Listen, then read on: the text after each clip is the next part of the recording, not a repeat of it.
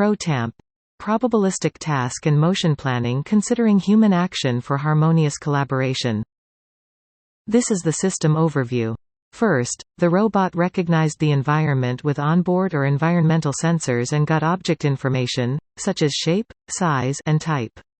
Then, the environment was modeled to understand the possibility of environmental changes.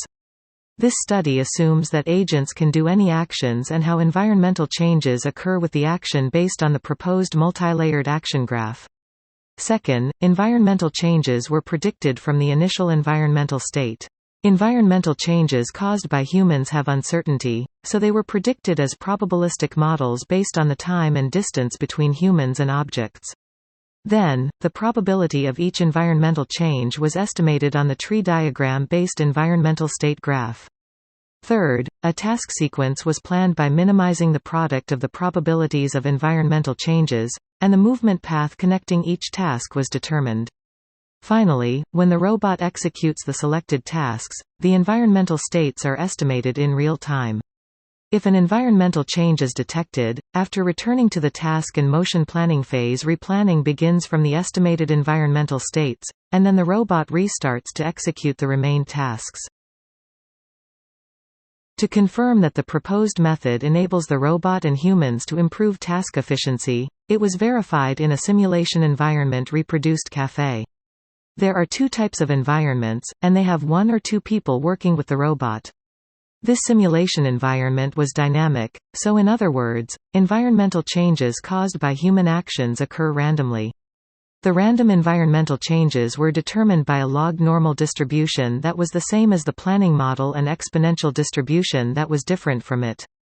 The evaluation indexes were movement distance, the required time for finishing the task, and the action count of the robot, and the proposed method was compared with the other two methods.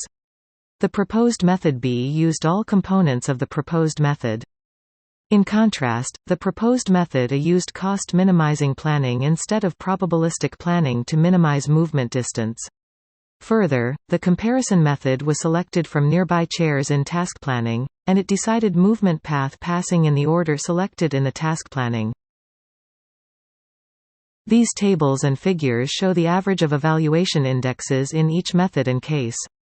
Based on the result of the proposed method A and the comparison method, the proposed method A reduced the movement distance and task completion time.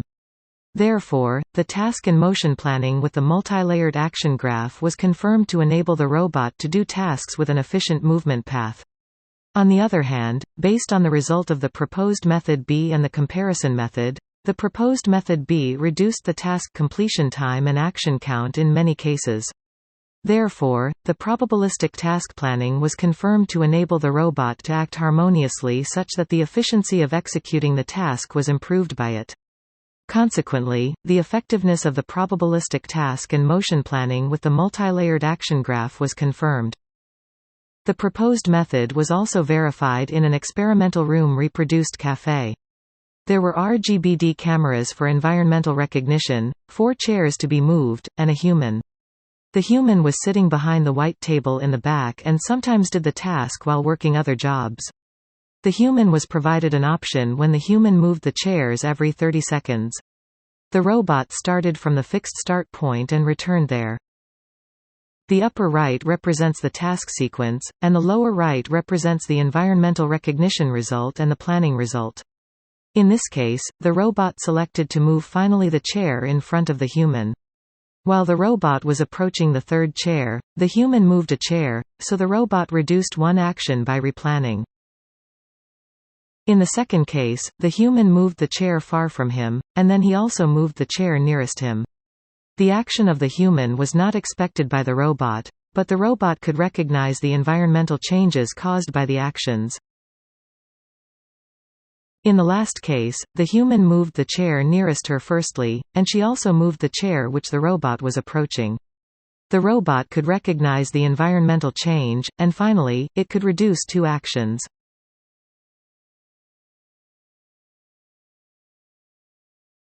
From the experiment, the effectiveness of the proposed method was confirmed also in the real environment.